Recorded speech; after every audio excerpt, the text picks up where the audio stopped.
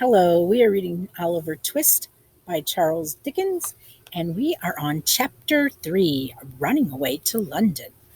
Oliver Twist continued meekly to endure the domination and ill treatment of Noah Claypool, who treated him far worse than before now that his jealousy was roused by seeing the new boy promoted to the black stick and hat band, while he, the old one, remained stationary in the muffin cap and leathers.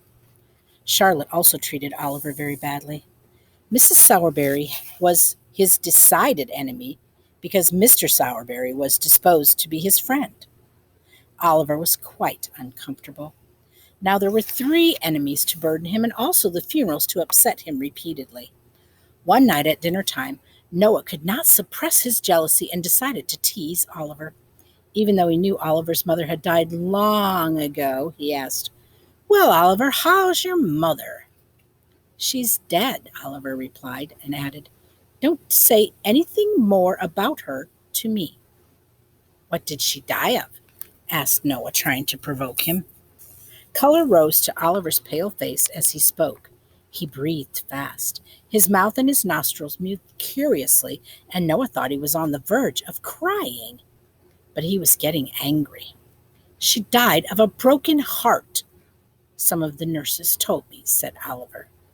"You know your mother was a right down bad one," remarked Noah. At this, Oliver lost his temper. He said sharply, "Don't say anything more to me about her. You better not." But Noah taunted him and repeated that Oliver's mother was bad. Crimson with fury, Oliver seized Noah by the throat and shook him in the violence of his terrible anger, and collecting his entire force into one heavy blow, knocked him down to the ground. A minute ago, Oliver had looked mild, dejected, suppressed by ill treatment, but now that his inner fire was aroused, he could not bear to hear any more insulting words about his dead mother. "He'll murder me! Charlotte, Mrs. Help! Help!" screamed Noah. Charlotte and Mrs. Sowerberry arrived and tried to free Noah from Oliver's grip. At last, completely tired, they dragged a shouting and struggling Oliver into the dusty cellar, and they locked him up there. Then Mrs. Sowerberry sank into a chair and she burst into tears.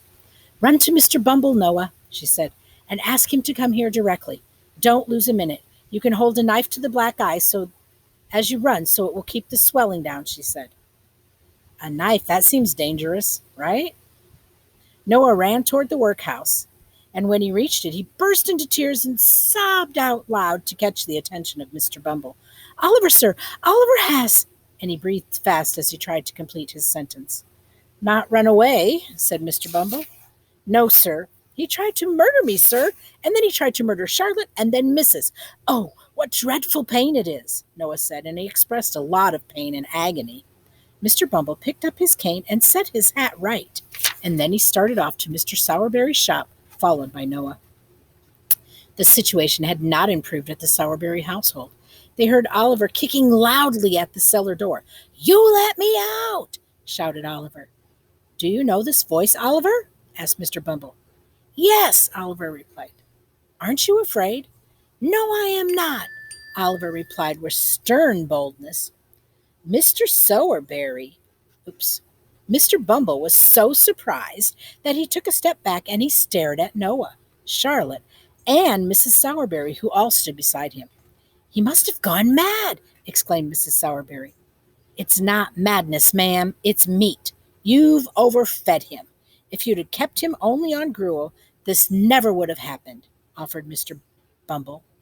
"Oh dear, this comes of being generous," Mrs. Sowerberry exclaimed.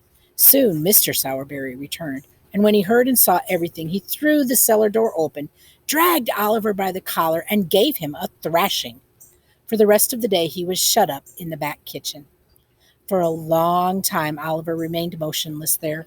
It was a cold, dark night. Almost in silence, Oliver opened the fastenings of the door. He looked timidly and cautiously around for a moment, and then he shut the door and he waited for the morning. With the first ray of light that struggled through the crevices of the shutters, Oliver arose and again unbarred the door. After one timid look around, one moment's pause of hesitation, he closed it behind him, and he was in the open street. He took the route toward the workhouse as he knew that that was the road to the open country past there. As he passed the garden, Oliver noticed a small, thin figure weeding the beds. When he stopped, Oliver recognized the face of Dick, his former friend. "Dick, is anyone up?" he asked. "No one but me," Dick replied, and ran to greet him. "Don't tell anyone you saw me, Dick, because I'm running away. They ill-treat me and they beat me. I am going away to seek my fortune." Then, looking back at Dick, Oliver remarked with kindness in his face, "You look so pale, Dick." "The doctor said I am dying," Dick replied. "I am really very glad to meet you, but you must not proceed. You must not stop on your way." "I am sure I shall see you again, and that you will be all right," said Oliver. "Goodbye, my dear friend, and God bless you," cried Dick. The good wishes came from a little boy, but it was the first good wish Oliver had received from someone, ever. Through the struggles of his latest life and amidst the sufferings he faced, he never forgot those beautiful words from his first friend at his first workhouse. On the seventh morning after Oliver had left the Sourberries, he entered the little town of Barnet. The 7 days of his travel were an ordeal. His eyes dreamed of London and that great city where no boy would die hungry and homeless. But all he had were dreams in his young eyes and 70 miles to go on foot. It was too much for him, but he traveled a large distance because of his determination.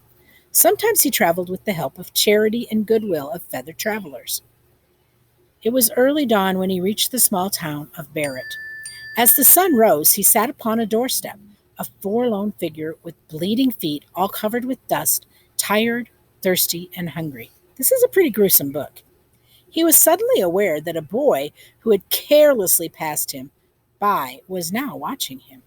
He was a queer-looking teenager, short, sharp-eyed, and stub-nosed. Oliver was staring at the boy when the boy approached him. Oliver was happy to meet someone to talk to at last after a tiring journey. And that is the end of chapter 3 in Oliver Twist.